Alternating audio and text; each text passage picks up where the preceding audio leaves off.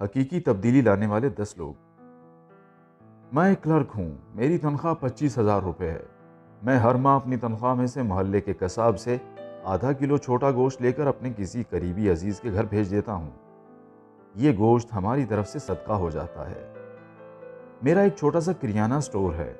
میں روزانہ 50 روپے کاروبار سے نکال کر گولک میں ڈال دیتا ہوں۔ میں ہر ماہ 1500 روپے اپنے محلے کی ڈسپنسری میں دے آتا ہوں۔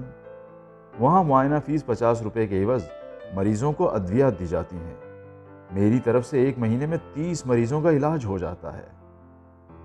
میں اپنے کاروبار سے روزانہ 100 روپے الگ کر کے اپنی بیوی کے پاس جمع کرواتا ہوں۔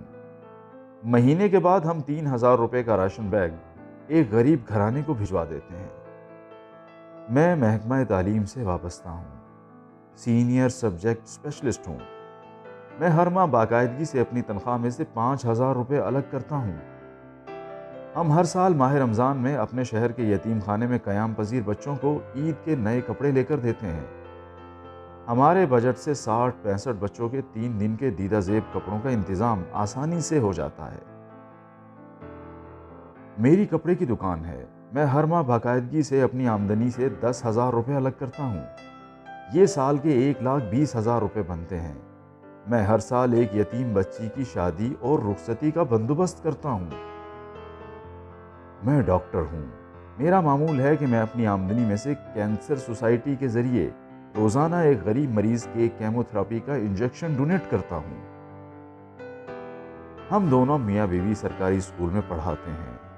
ہم ہر ماہ اپنی تنخواہ میں سے ایک معقول حصہ الگ کرتے ہیں اور ہر ماہ کے پہلے سنڈے کو اپنے محلے کے دینی مدرسے میں جا کر پڑھنے والے بچوں کو مدرسے میں جا کر کھانا پیش کرتے ہیں۔ میری پوش علاقے میں ایک بیکری ہے۔ میں نے اپنے علاقے کے دونوں گرلز اینڈ بوائز اسکولوں کے ہیڈ ماسٹرز کو کہہ رکھا ہے کہ یتیم طلبہ اور طالبات کی یونیفارم اور جوتے میرے ذمہ ہیں۔